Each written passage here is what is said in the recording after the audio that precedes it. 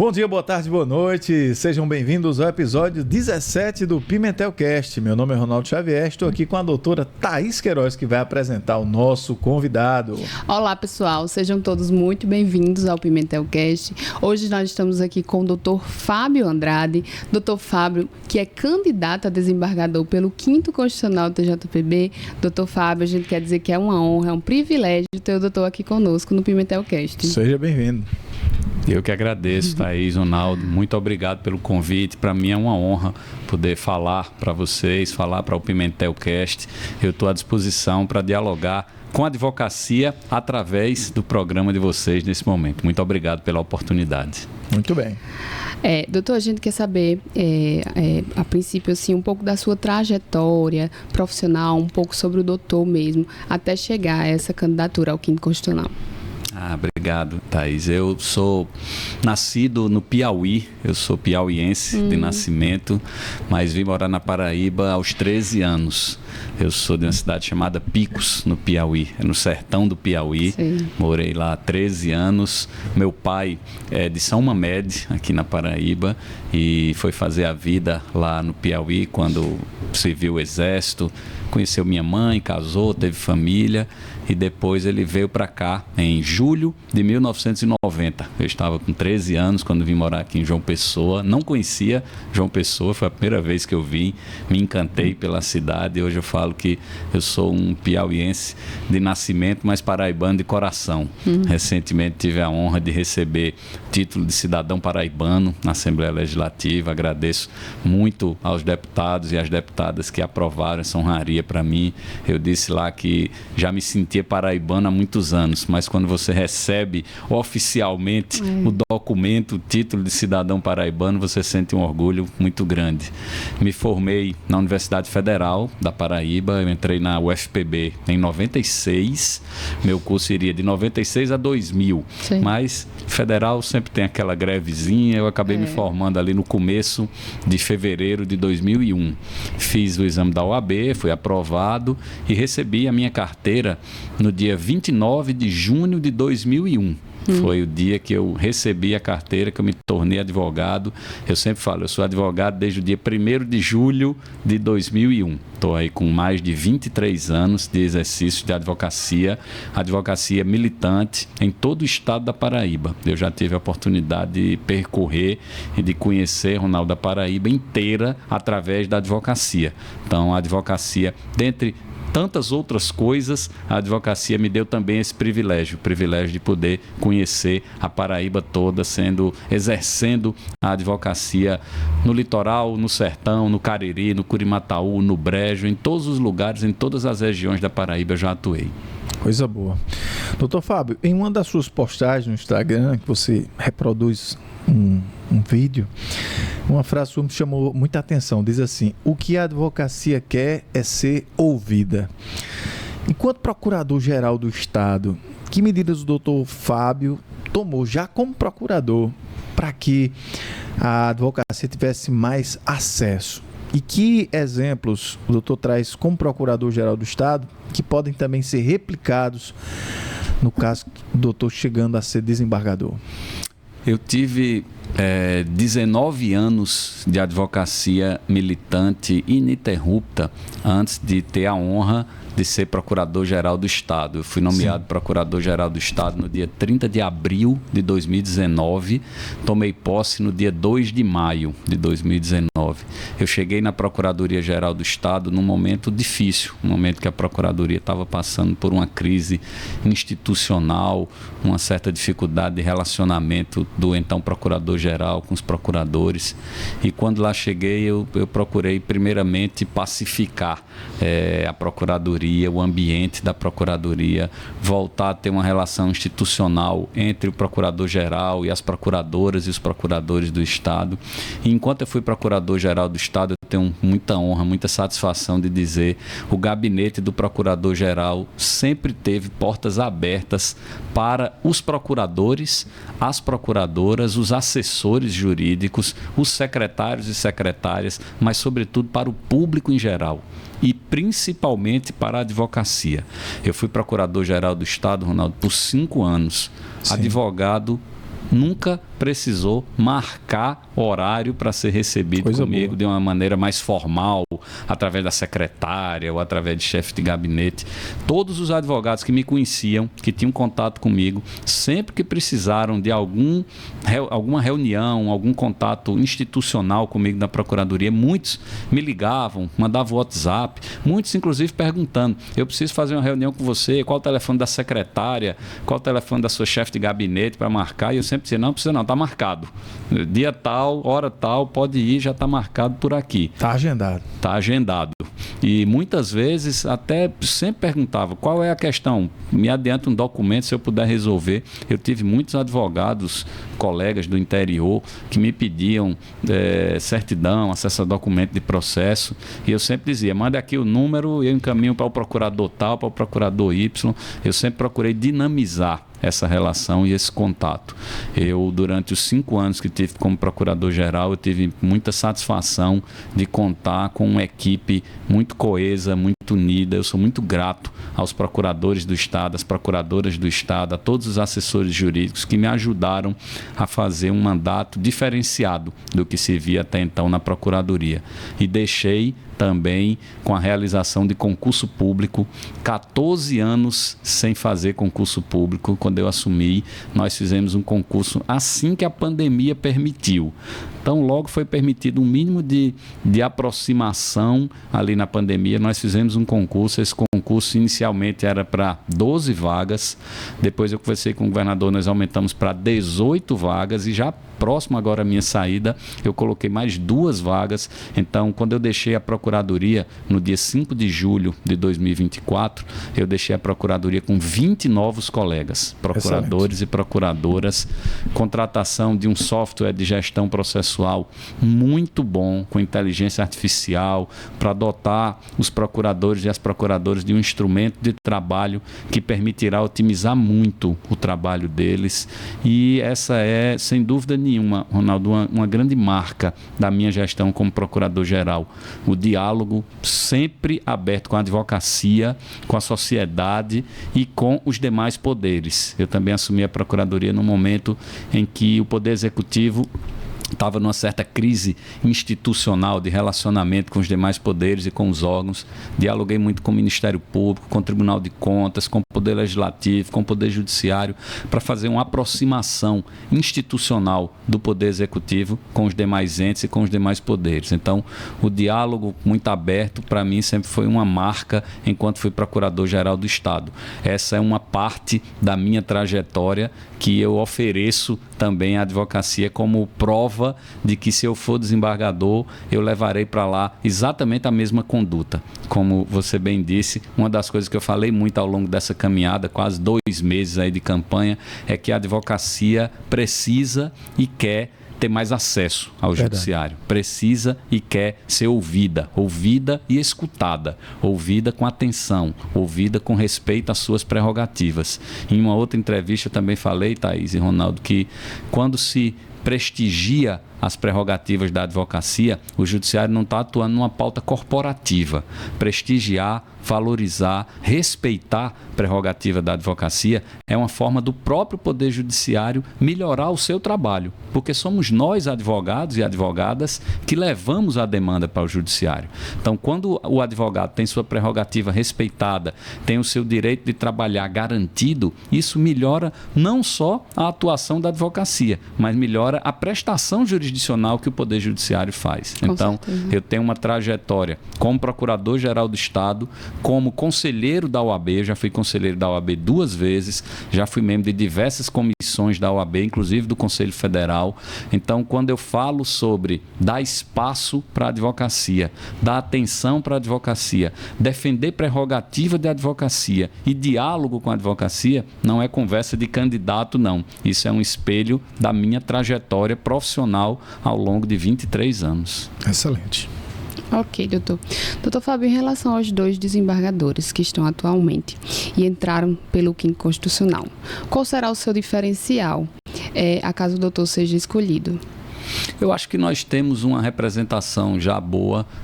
Esse processo é importante até para dar essa informação, sobretudo para o público em geral e sobretudo para os jovens advogados e as jovens advogadas, né?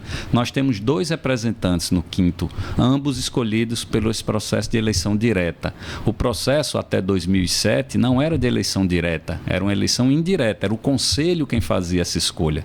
E eu era conselheiro em 2007, quando a nossa gestão naquela época, a gestão do presidente Zé Mário Porto, decidiu abrir essa consulta para toda a advocacia, fazer um processo de votação direta, como esse que a gente tem hoje. 2 desembargadores chegaram lá por esse processo. Em 2007, o desembargador Joás, em 2010, o desembargador José Ricardo Porto. E agora, em função da ampliação das vagas, nós vamos ter uma 3ª cadeira. E a advocacia, mais uma vez, está sendo chamada de maneira direta escolher o seu representante. O Conselho da OAB aqui apenas elabora a lista e encaminha ao tribunal. Em alguns estados é o próprio Conselho quem faz a lista. Em alguns estados a advocacia elege 12 e o Conselho reduz para 6. Aqui nós, graças a Deus, mantivemos essa tradição da própria advocacia escolher. Então agora nós vamos ter um 3º representante lá no Tribunal de Justiça. Se for eu esse representante, doutora Thaís, o que eu quero é colaborar com os demais que já estão lá, já fazem esse trabalho e levar também uma visão minha própria, que é uma visão que foi forjada nesses 23 anos como advogado militante e em quase 20 anos que eu tenho como docente. Eu passei muito tempo da minha vida como professor de Direito Constitucional na graduação, na pós-graduação, em cursos na ESA, em cursos de especialização, e isso me fez ter um contato muito grande com a jovem advocacia e com a advocacia de maneira geral.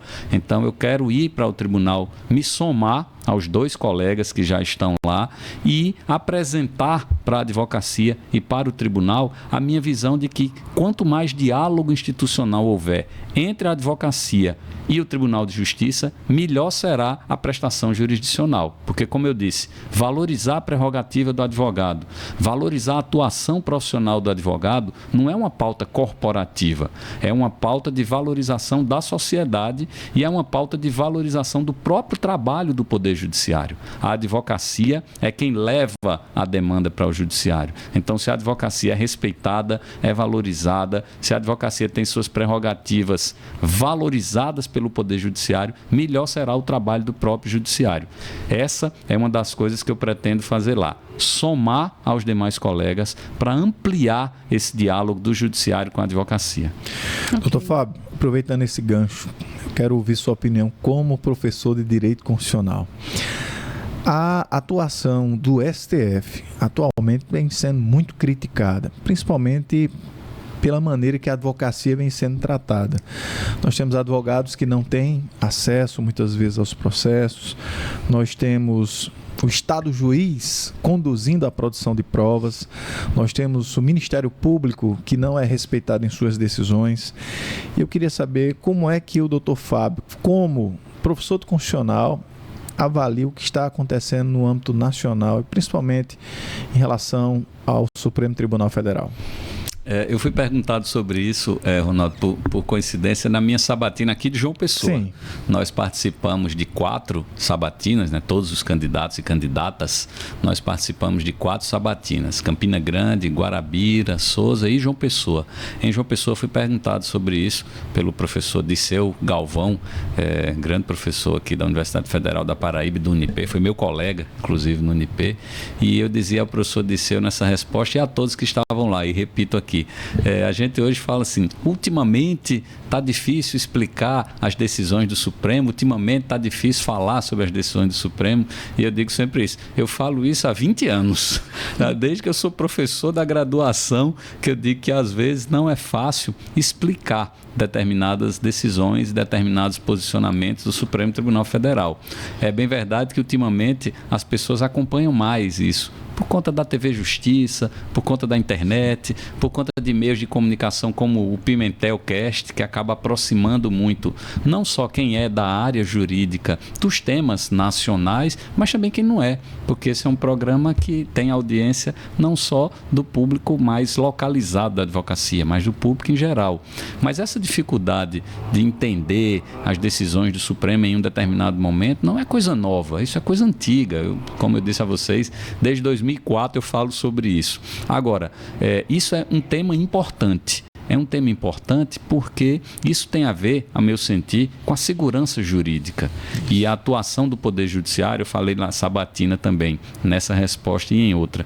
Eu acho que a atuação do Poder Judiciário, ela se baseia em 3 pilares. O Poder Judiciário ele precisa ter uma atuação célere, o Poder Judiciário precisa ter uma atuação sempre aderente à legislação e à Constituição, e o Poder Judiciário precisa atuar para dar sempre à sociedade segurança jurídica, porque a ausência de segurança jurídica é que provoca uma instabilidade social e pode promover um descrédito do Poder Judiciário. Então, se o juiz de primeira instância, se o Tribunal de Justiça, se o Superior Tribunal de Justiça, se o Supremo Tribunal Federal atuam dando ênfase à segurança jurídica, ele valoriza seu trabalho, ele ganha um respeito institucional e ele contribui para uma pacificação social. Então, talvez no Supremo Tribunal Federal, e aí em todo órgão colegiado, evidentemente que o Supremo chama mais atenção por ser a maior corte do país. É quem fala por último no Poder Judiciário brasileiro.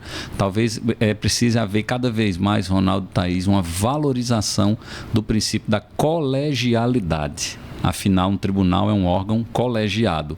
E quando os órgãos colegiados adotam muitas decisões liminares, muitas decisões monocráticas, isso acaba causando uma certa desconfiança nessa institucionalidade. Então, penso que o que precisa, não só no Supremo, mas em todos os tribunais, é sempre buscar uma valorização da colegialidade, buscar a decisão em conjunto do tribunal, evitar uma sequência muito grande de decisões monocráticas, sobretudo para casos de maior relevância. Se o caso é de maior relevância, vamos ouvir o tribunal, vamos ouvir o colegiado, vamos conhecer a decisão definitiva do colegiado. Eu acho que o Supremo precisa cada vez mais dar ênfase a esse princípio da colegialidade, porque decisão judicial sempre vai ter alguém insatisfeito, né? Sempre vai ter alguém insatisfeito com o conteúdo de uma decisão judicial, mas se você promove essa decisão pelo órgão colegiado, você fortalece institucionalmente aquela decisão.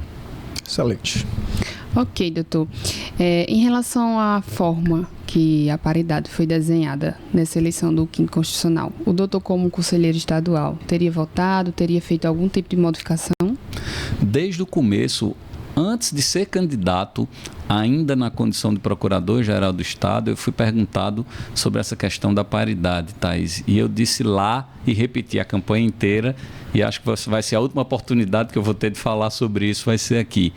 O que eu acho sobre a paridade, primeiro é que ela é uma luta histórica da OAB, da advocacia feminina.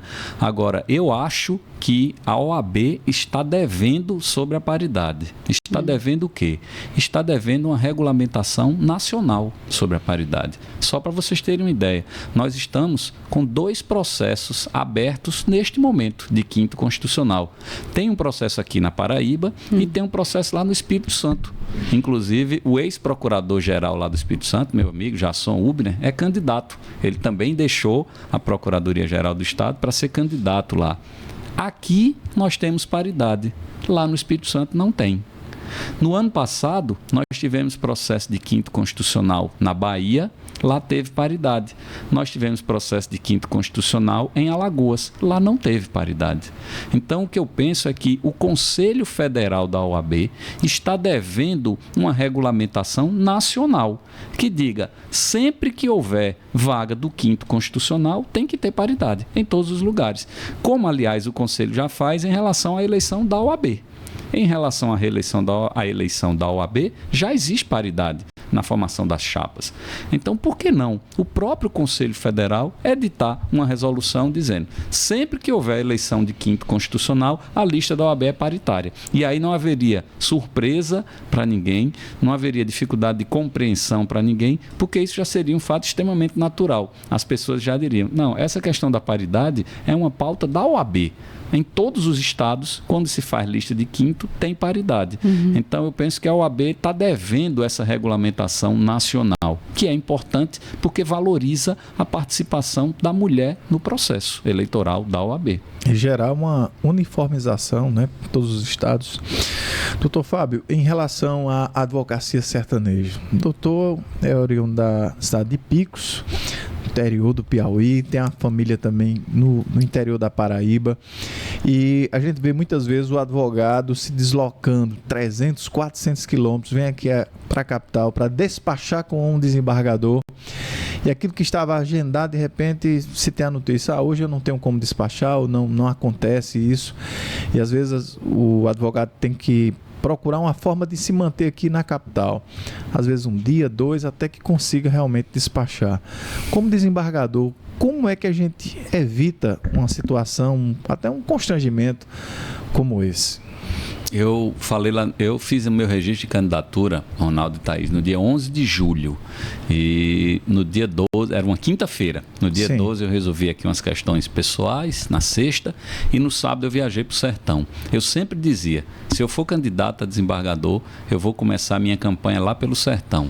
Eu vou lá para Cajazeiras. Sim. E vou fazer, como a gente fala aqui em João Pessoa, vou vindo de lá para cá, Sim. visitando os colegas das cidades do sertão. E assim fiz. Eu fui ao sertão, passei uma semana inteira lá.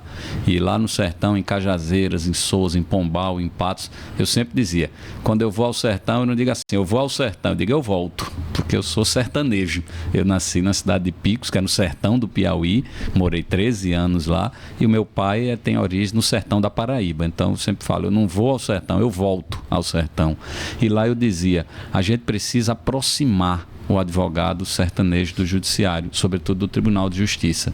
E a tecnologia, elas nos permite isso. A tecnologia permite, e é um dos compromissos que eu assumi com a advocacia sertaneja, lá em Cajazeiras, lá em Sousa, lá em Patos, lá em Pombal, Cajazeiras e Sousa, inclusive, eu dei entrevista nas rádios e em Patos também, e fiz questão de deixar registrado. Isso é um compromisso que eu estou assumindo nos escritórios que eu visitei e publicamente aqui na imprensa. Se eu for desembargador, eu vou utilizar dos meios tecnológicos para diminuir a distância entre o sertão e o Tribunal de Justiça. Fazendo, por exemplo, videoconferência, o próprio desembargador fazer videoconferência com a advocacia.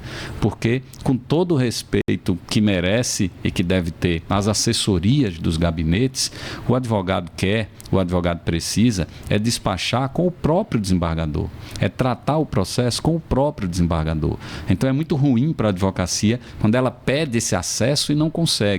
E, sobretudo, Ronaldo, como você diz, de Cajazeiras para cá são 480 quilômetros. De Sousa para cá são 430 quilômetros. De Patos para cá são 320 quilômetros. Então, é uma distância muito grande. Verdade. Que o advogado enfrenta para vir de lá para cá. Eu tive em Cajazeiras e um advogado me falou, Ronaldo, doutor Fábio, uma vez eu fui a João Pessoa despachar um processo no tribunal. Sim. Cheguei lá, não consegui. E aí eu voltei no mesmo dia, porque eu não podia ficar. E aí ele me disse, essa frase me foi dita em Cajazeiras, no dia 17 de julho. Eu nunca esqueci, nunca esquecerei. Se eu for desembargador, essa frase me acompanhará por todos os dias da minha vida. Ele disse, doutor, eu não consegui despachar, peguei o carro e voltei para Cajazeiras. E em todo o percurso da volta, eu vinha sozinho, dirigindo, e eu só pensava, o que é que eu vou dizer para o meu cliente amanhã? Quando ele for 8 horas da manhã lá no meu escritório, como é que eu vou dizer que eu sequer consegui falar com o desembargador para tratar do processo dele? Então, eu falei muitas vezes, Ronaldo, no meu Instagram, tem alguns vídeos que eu falo isso, eu falei em entrevistas e falei nos escritórios, nossos problemas são comuns, mas não são iguais. Qual a diferença? A diferença é, nossos problemas são comuns. Prerrogativa, honorários de sucumbência, acesso ao judiciário, mas não são iguais. Porque onde nós estamos aqui, se a gente pegar o carro Por mais trânsito que tenha, a gente leva 20 minutos, 25 minutos para chegar ao Tribunal de Justiça. E lá de Cajazeiras, como eu disse, são 480 quilômetros. Lá de Patos são 320 quilômetros. Então, o problema é comum, mas não é igual. Verdade. Quem está no interior precisa ter um tratamento diferenciado. E a forma de dar esse tratamento diferenciado é exatamente essa, usando a tecnologia em favor da atuação do judiciário e da advocacia. O próprio desembargador foi um compromisso que eu assumi em Cajazeiras, em Sousa, na Paraíba inteira. O próprio desembargador, se eu for desembargador, eu terei a agenda semanal de atendimento por videoconferência com a advocacia do interior. E nós vamos regionalizar a assessoria também. Essa também é uma proposta para o interior. Vai ter uma equipe de assessores no gabinete tratando dos processos do sertão. Outra equipe dos que são da capital e da região aqui da capital e outra da região polarizada por Campina Grande. Quando você faz isso, você otimiza o trabalho, você dá celeridade ao trabalho. Isso é uma questão gerencial. E eu tive a oportunidade, dos últimos 5 anos, como Procurador-Geral do Estado, eu sempre falo, eu tive a oportunidade de gerenciar o maior escritório de advocacia da Paraíba, que é a Procuradoria-Geral do Estado. É verdade. É a maior em quantidade de profissionais, é o maior em quantidade de processos e é o maior em extensão territorial, porque atua de Cabedelo a Cajazeiras. Então, eu tenho essa experiência gerencial que eu consegui nos últimos 5 anos, gerenciando a Procuradoria-Geral do Estado, e é essa experiência que eu quero levar para o meu gabinete no Tribunal de Justiça, para permitir que a advocacia do interior tenha no gabinete do desembargador do Quinto um verdadeiro canal de representatividade da advocacia. Muito bom, excelente. Muito bom essa proposta de equipes para o sertão, muito bom. Doutor, em relação ao uso das tecnologias no judiciário, qual seria a sua opinião em relação à inteligência artificial, audiências remotas? Ainda há alguma coisa que o doutor acha que pode melhorar? Eu acho que a gente precisa aliar, Thaís, a inteligência artificial que veio para ficar, é uma realidade dos nossos tempos, é uma realidade dos tempos futuros. Eu, como já não sou mais tão jovem, mas ainda quero viver muito, eu quero usar muito a inteligência artificial como desembargador, se Deus quiser, ou onde eu estiver. Eu quero usar muito a inteligência artificial porque ainda quero viver muito tempo. Agora, a gente precisa aliar a inteligência artificial, as novas tecnologias, sem descuidar do contato presencial, sem descuidar de ter a relação pessoal e presencial, porque, sobretudo da pandemia para cá, e foi um momento muito especial para mim, porque eu estive à frente da Procuradoria-Geral do Estado em plena pandemia, então eu fui responsável, juntamente com o secretário de Saúde, com o governador do Estado, pela edição dos decretos que regulamentaram a atividade de inúmeros setores durante a pandemia, num momento muito difícil, que a gente tinha que equilibrar o direito à vida, o direito à saúde, com o funcionamento das atividades, para que as pessoas não perdessem sua capacidade produtiva, não perdessem suas fontes de renda, mas ali eu fui desafiado por um momento muito crucial para a vida da humanidade, de nós paraibanos, e ali eu aprendi que a gente deve aliar as tecnologias, utilizá-las em nosso favor, em nosso benefício, mas sem perder esse contato presencial. Eu passei 2 meses, como eu disse, viajando no interior, e há uma crítica muito forte, há uma queixa muito forte da advocacia, não só lá, mas aqui. E vocês são advogados militantes, assim como eu sou, e percebem isso no dia a dia. Quando a gente vai no Fórum Cível hoje, não tem mais aquele ambiente que a gente tinha antes. Antes você entrava no fórum, dobrava à esquerda, tinha um café ali, aquilo era um ponto em frente ao Banco do Brasil, onde a gente recebia nossos alvarás. Verdade. Aquilo ali era um ponto de encontro da advocacia. Era um ponto de encontro da advocacia entre si, da advocacia com o judiciário, da advocacia com o Ministério Público, e a gente perdeu.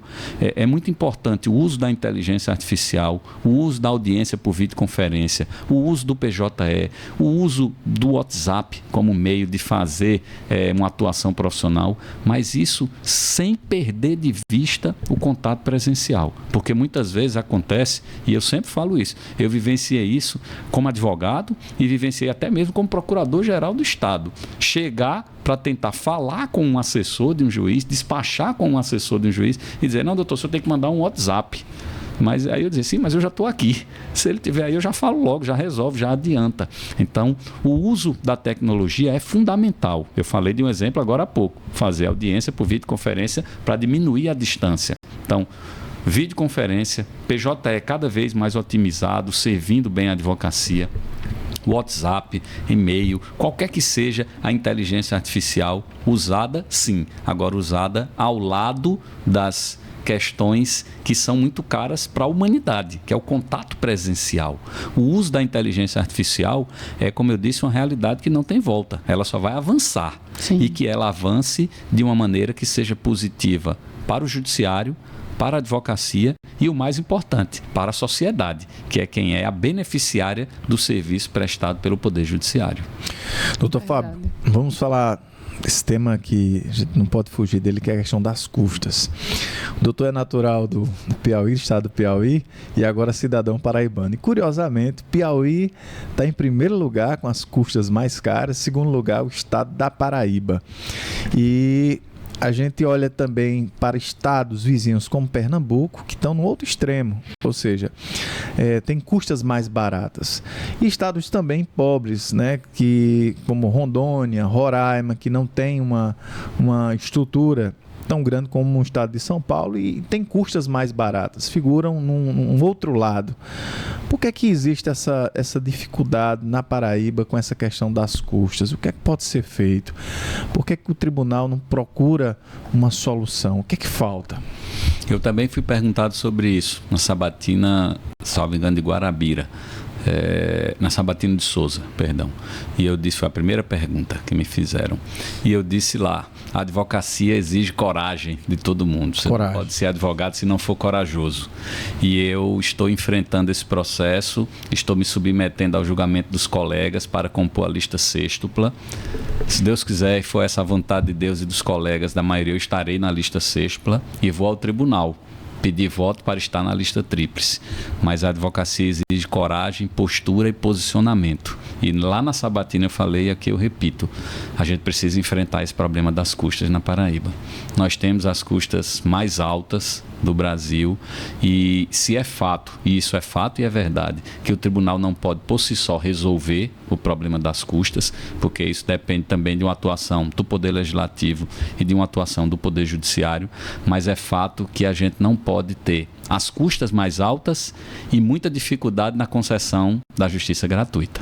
Se nós temos as custas mais altas e o tribunal por si só, o judiciário por si só não consegue resolver, a gente tem que ter uma visão diferenciada em relação à concessão da justiça gratuita. E aqui a gente está tendo uma dificuldade, Ronaldo e Thaís, que me parece que é o pior dos mundos. A gente está com as custas mais altas e uma concessão de justiça gratuita extremamente difícil para as partes. Bastante. Exigindo 3 anos de imposto de renda, 5 anos, já ouvi falar até de imposto de renda e já tive a oportunidade de ver casos também. Então, assim, para a gente ser candidato, a gente junta 10 anos de comprovação profissional, 5 processos por cada ano, e eu fiz questão de juntar um deles, que a justiça gratuita foi deferida, o processo avançou, teve um agravo e foi indeferida a justiça gratuita. Quando o cliente foi intimado a pagar as custas, ele desistiu do processo, porque ele não tinha condição de pagar. Está lá, esse processo é um dos processos que eu juntei na minha comprovação profissional. Então, a gente precisa, o Judiciário da Paraíba precisa sentar para resolver esse tema. E isso é uma das pautas que eu quero tratar no Tribunal de Justiça da Paraíba. Se eu for desembargador, esse diálogo terá que existir. Se a gente não consegue baixar as custas só com a atuação do Poder Judiciário, a gente precisa dar uma atenção para a concessão da justiça gratuita. E mais do que isso, a gente precisa, de uma vez por todas, sentar com o chefe do Poder Executivo, com o Poder Legislativo e dialogar em busca de uma solução mais definitiva, que possa equalizar esse problema.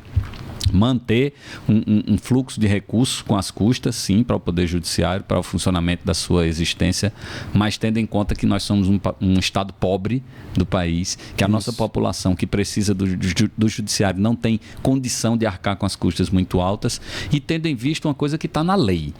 Lá no começo da nossa conversa eu falei sobre a atuação do Judiciário com base na lei, na Constituição e garantindo segurança jurídica.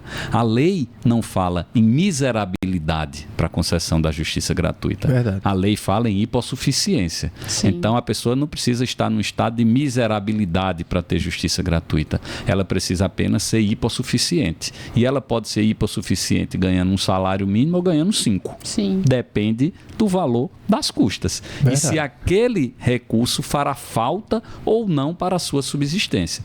Então, acho que a gente tem um diálogo que não pode ficar para muito na frente. A gente tem um diálogo que precisa começar logo. E eu quero ser desembargador do Tribunal de Justiça para, inclusive, ser o vetor para esse diálogo. Assim como eu fiz um diálogo institucional entre o Poder Executivo e o Judiciário, o Poder Executivo e a Assembleia, eu quero agora estar no Poder Judiciário como desembargador do 5º para começar esse diálogo dentro do próprio Judiciário em relação à concessão da justiça gratuita e com os demais poderes para que a gente possa procurar uma alternativa de modo a reduzir o valor das custas, deixando mais proporcional à capacidade econômica da nossa população. E também explorando cases de sucesso, como já acontece na própria Justiça Federal ou aqui em Pernambuco, ver o que é que estão fazendo nos outros tribunais para tentar replicar, não é isso, doutor Fábio? Isso, porque eu lembrei até agora que às vezes alguns juízes falam assim, não, a custa tem esse valor, mas parcela. E aí eu sempre digo assim, mas parcelado também paga. Então, não adianta dizer, é 5 mil, mas parcela em 5 vezes. Sim, mas paga do mesmo jeito. Paga do mesmo então, jeito. Quem não pode pagar de uma vez, também não pode pagar parcelado. Sim. Então, a gente precisa, sim, como eu disse para vocês, é um diálogo que a gente não pode adiar mais por muito tempo. A gente precisa sentar e conversar sobre esse tema e procurar uma solução definitiva para essa questão. É verdade. Doutor, nesses 23 anos de advocacia, doutor poderia compartilhar conosco algum caso que foi marcante, alguma história que o doutor tenha ou que sido engraçada ou que o doutor aprendeu algo com isso? São muitos, viu? São muitos causos aí nesses 23 anos de advocacia.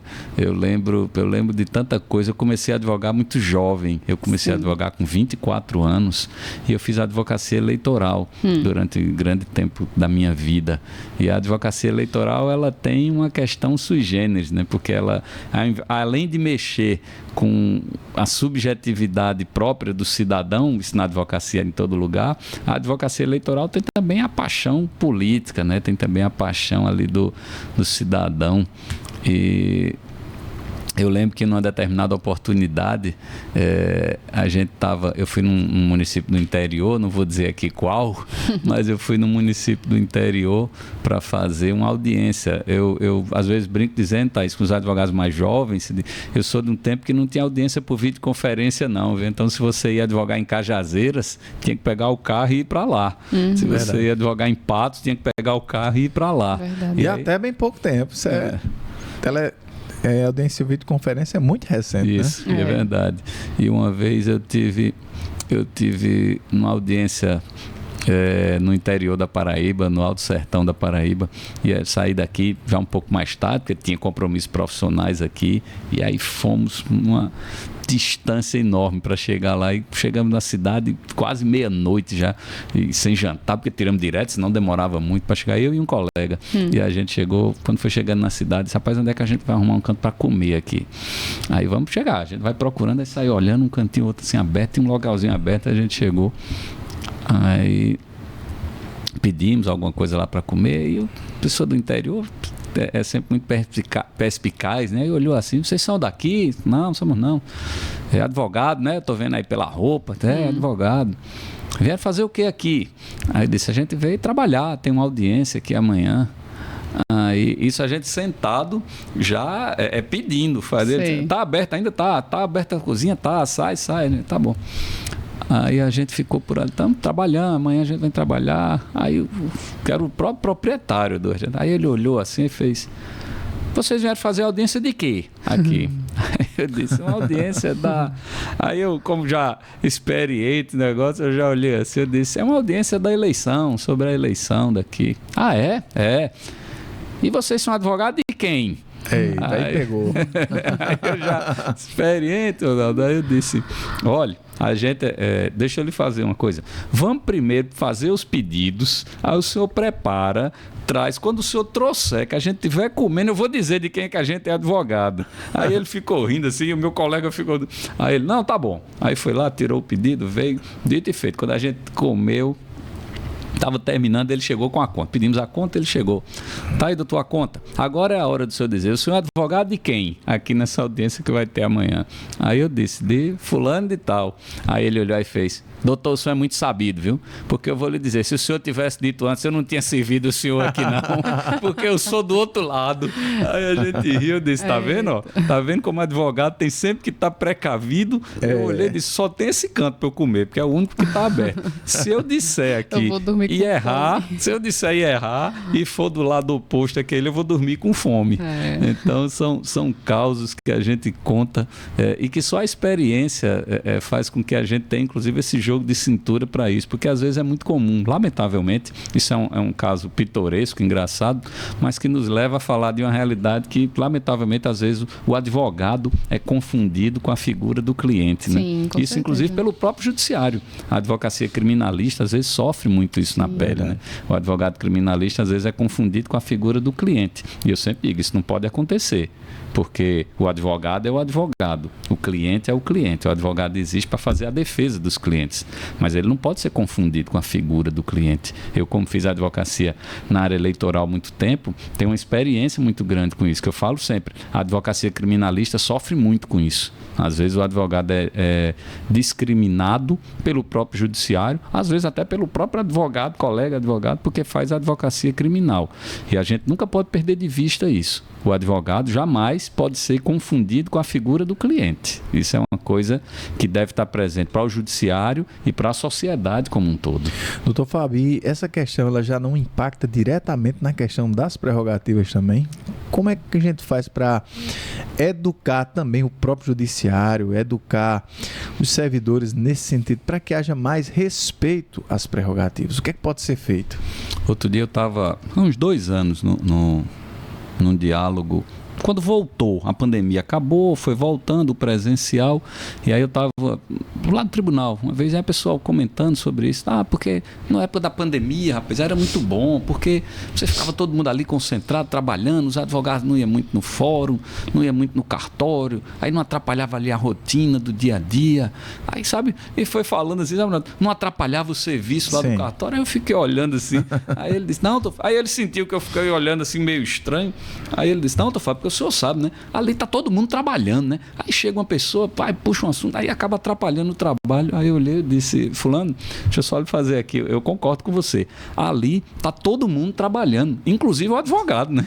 O advogado que vai lá, ele tá indo trabalhar. Ele não tá indo lá puxar assunto sobre jogo de futebol ou sobre outra coisa, né? Ele tá indo lá trabalhar. Então, assim, não pode ter essa visão. Sabe, Ronaldo, tá dizendo aquela coisa, não, tô falando que tá todo mundo trabalhando. Aí chega um advogado, sabe? Sim, chega um advogado para trabalhar também, né? Então, assim, é aquilo que eu falei no começo para vocês. Respeito às prerrogativas não é pauta corporativa da advocacia. Respeito às prerrogativas é uma pauta do judiciário como um todo. Eu insisto nessa frase. O judiciário funciona melhor quando respeita as prerrogativas do advogado. O que a advocacia quer e precisa é trabalhar. E para que ela trabalhe, ela precisa ter a sua atuação profissional respeitada. E quando isso acontece, o judiciário funciona melhor. O judiciário sempre funciona melhor quando tem as prerrogativas respeitadas, porque ele produz melhor e a produção da advocacia impacta diretamente na produção do Poder Judiciário. Verdade. Vamos deixar o doutor Fábio beber um pouquinho d'água agora, né? A doutora Thaís vai dar aquele recadinho. Pessoal, a gente pede que vocês curtam, compartilhem, se inscrevam em nosso canal, compartilhem para todos os grupos familiares, colegas advogados, para poder os advogados escolherem para o próximo dia 18 quais serão seus votos, né? Serão os 6 votos, serão as pessoas, serão os advogados que vocês irão votar. Então é muito importante esse compartilhamento de vocês, e comentem também em nossos vídeos, conteúdo de bastante bastante relevância para vocês aqui no Pimentelcast. E tem que se inscrever, tem que mandar para o grupo da família, para o grupo do escritório, porque aqui é conteúdo de qualidade. Nossos convidados aqui são muito especiais, trazendo informação jurídica de qualidade. Então, se inscreva, faça a sua parte, nos ajude também a divulgar todo esse conteúdo. Doutor Fábio, estamos chegando ao final do nosso programa. Conversa muito boa, passou muito rápido. E olhando ali para a câmera 1, doutor Fábio vai responder a seguinte pergunta: por que a advocacia paraibana tem que eleger doutor Fábio para ser o novo desembargador pelo 5º Constitucional? Obrigado, Ronaldo. Obrigado, Thaís, pela oportunidade, pela pergunta. Eu começo dizendo que é muito importante que a advocacia paraibana participe desse processo. É um momento crucial para nós, é um momento de definição do nosso representante no Tribunal de Justiça. E depois eu sigo pedindo a oportunidade à advocacia paraibana que cada colega advogado, cada colega advogada possa me dar a honra e a oportunidade de ter um dos seus votos. Cada um de nós eleitores pode votar em até 6 nomes. O que eu tenho pedido à advocacia por toda a Paraíba é que me dê a oportunidade de ser um desses nomes, um desses votos. Me coloque na sua relação, colega advogado, me coloque na sua relação, colega advogada, para que eu possa representar a advocacia no Tribunal de Justiça da Paraíba, para que a advocacia tenha uma voz ativa e altiva dentro do Poder Judiciário, para defender as nossas prerrogativas, para defender os temas que são muito importantes para a advocacia e para julgar os processos com um olhar, com uma visão que só quem foi advogada militante e advogado militante possui. A visão de quem conhece o processo antes mesmo dele virar processo, porque atende o cliente e apresenta a solução jurídica que depois será chancelada pelo Poder Judiciário. Eu ofereço a minha trajetória de 23 anos de advocacia, de 20 anos como docente, de mestre em Direito, de advogado militante na advocacia privada e de quem já teve a oportunidade de conhecer por 5 anos a advocacia pública na condição de Procurador-Geral do Estado.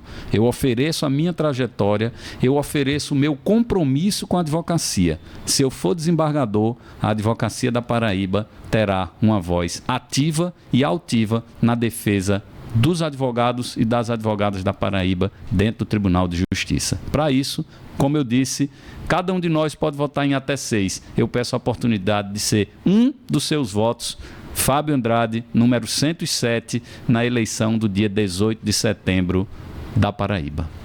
Muito bem, muito doutor. Obrigado. Muito obrigada pela participação aqui no Pimentelcast. A gente quer dizer que foi de grandíssima relevância para a gente. Muito bom ouvir sua trajetória, suas propostas. E é isso, né, doutor Ronaldo? Já queremos aqui fazer o convite. Eu, quando tiver na lista sextupla, já também venho para mais um programa, na lista tríplice da mesma forma. E chegando ao cargo de desembargador também já está sendo aqui convidado a participar do Pimentelcast. Eu que agradeço muito, Ronaldo, agradeço muito a Thaís pela oportunidade, já nessa reta final da campanha, de poder estar aqui com vocês, de poder dialogar com a advocacia através do Pimentelcast. Para mim é uma honra, uma satisfação muito grande e eu já aceitei o convite. Pronto. Se eu estiver na lista sextupla, na tríplice ou como desembargador, eu faço muita questão de voltar aqui e dialogar com vocês novamente. Muito obrigado a vocês pela oportunidade, muito obrigado à advocacia por compartilhar conosco esse diálogo. Muito bem. E chegamos ao final, né, doutora Thaís? Sim, chegamos. Passou rápido, né, doutor? Até a próxima, gente. É isso? Forte abraço e até o próximo episódio do Pimentelcast. Tchau, tchau, gente. Tchau, tchau.